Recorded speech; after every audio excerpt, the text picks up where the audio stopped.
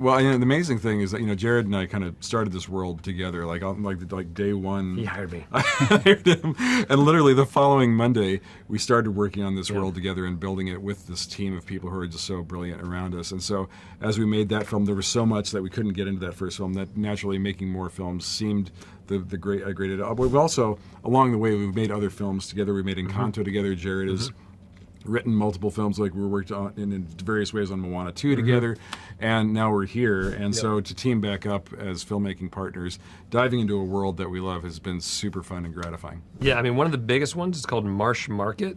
We're really proud of it. It took the team like a year and a half to build this. It is a place where you have semi-aquatic animals. So you have seals and sea lions and otters and beavers, and there's a dolphin that's in there. One of the really interesting things about it is there's no human equivalent to a place like that where someone would live both above water and below water and go back and forth constantly. So to sort of figure that out took a lot of brilliant people, a lot of story writers figuring out like what's the most interesting way these animals would get in and out of the water, what would they need, what would the accommodations under the water look like. And then we had to commit to that as a location very early on because it was such a complex environment to create. We had to say, yes, we're definitely going to go to this place. The story within it may need to change from time to time, or there may be some new path they take through it. But we had to say, this is where we're going. And because of that choice, they were able to build this unbelievable, real location that I think you could set a camera anywhere in that place, and it would be amazing to look at, full of life, and honestly, one of the most complex things we've ever created. Yeah, it's like it really exists. It's amazing. Yeah. Oh my gosh, that is a tough one.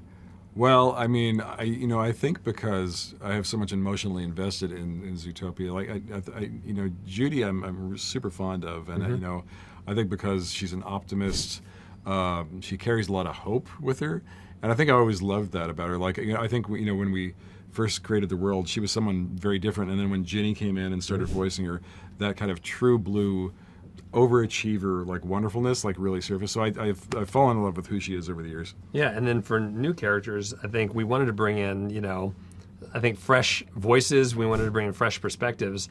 Gary the Snake, I think, is mine. He's such the emotional anchor of this story. He's the way that this whole movie sort of pivots around him. And there's something that we always talk about.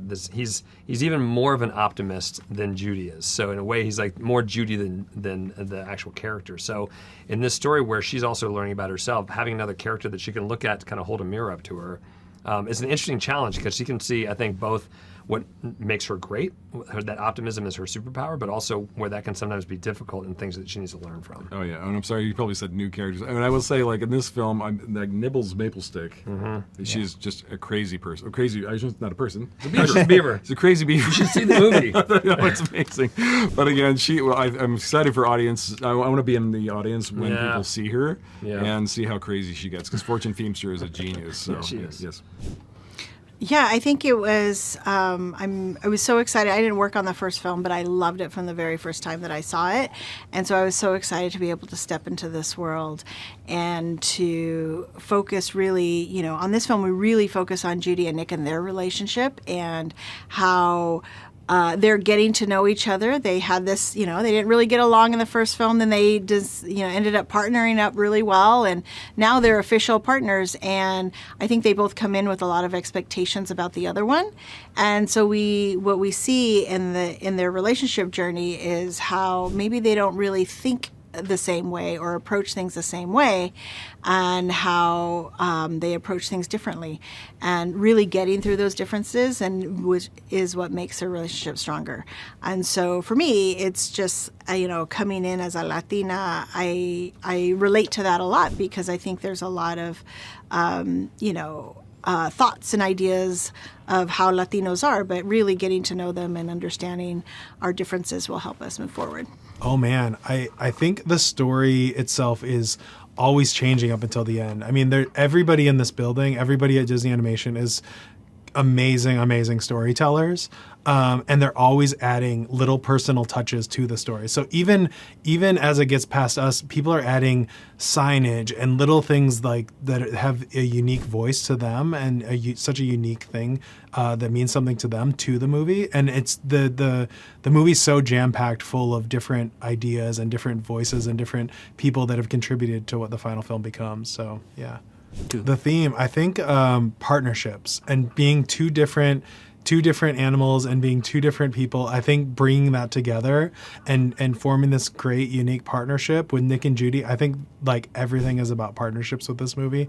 And I think it's a totally like relatable thing to all of us. We've all had a partner or a spouse or somebody that we've treated things differently with, but we've really come together and got stronger because of it. So I think that's a really great message for it.